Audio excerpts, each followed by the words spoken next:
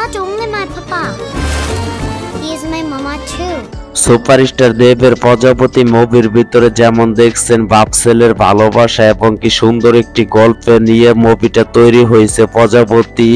এখন প্রজাপতি 2 তে দেখতে পারবেন বাবা ছেলের ভালোবাসা এবং তারই সাথে দেখতে পারবেন একটি ছোট্ট মেয়ের গল্প নিয়ে একটি মুভি তৈরি হয়েছে, সেটা হলো সুপারস্টার দেবের প্রজাপতি 2 মুভিটা।